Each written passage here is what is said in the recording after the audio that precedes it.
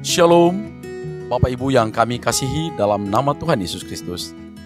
Kami dari Majelis Daerah YPP Batu di Sumatera Bagian Selatan dan Sekolah Tinggi Teologi Ebenezer dalam program Sabda Ilahi menyapa Anda pagi ini. Tuhan Yesus memberkati. Padamu ku belajar tentang kesabaran. Padamu ku belajar tentang ketenangan. Padamu ku belajar tentang mengampuni. Padamu Yesus sumber kasih sejati.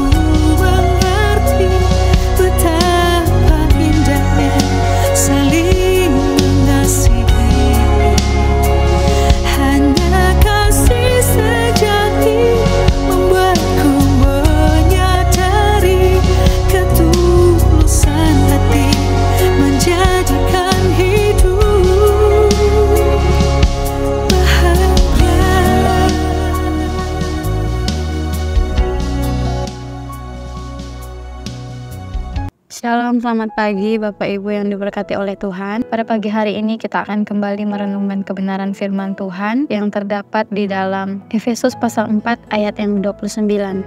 Demikian firman Tuhan, janganlah ada perkataan kotor keluar dari mulutmu, tetapi pakailah perkataan yang baik untuk membangun di mana perlu.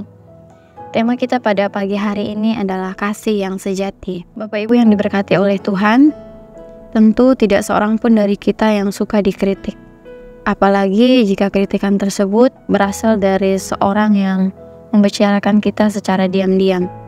Di dalam kitab Roma pasal yang pertama ayat 29 sampai yang ke-30, Paulus menyebutkan mengkritik itu sama seperti pengumpat dan pemfitnah.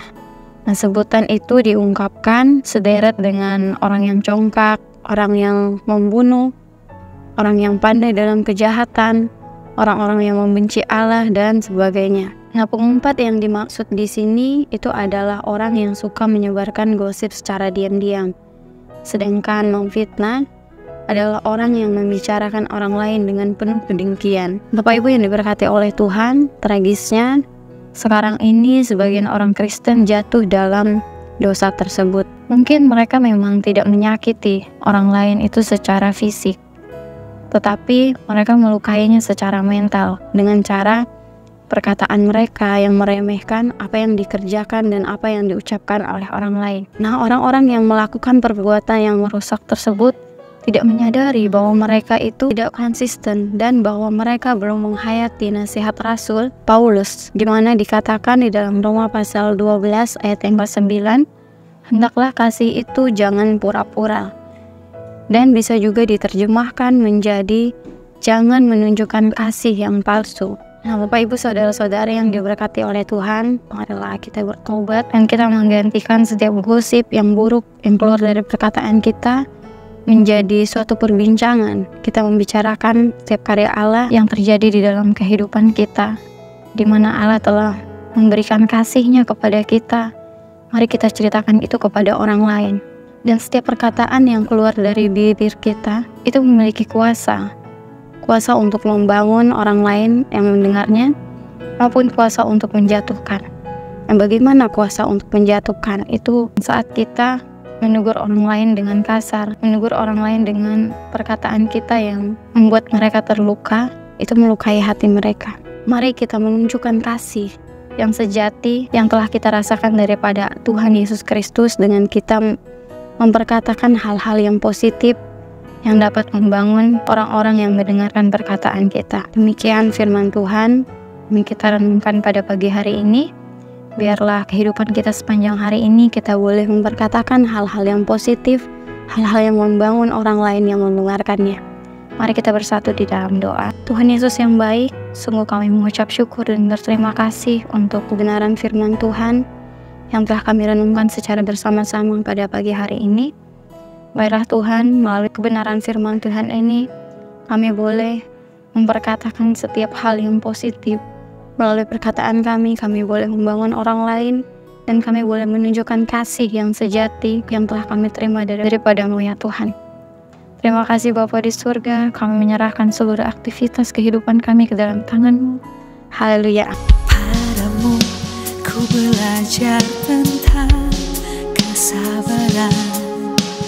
Padamu ku belajar tentang ketenangan. Padamu ku belajar tentang mengampuni. Padamu Yesus, sumber kasih sejati.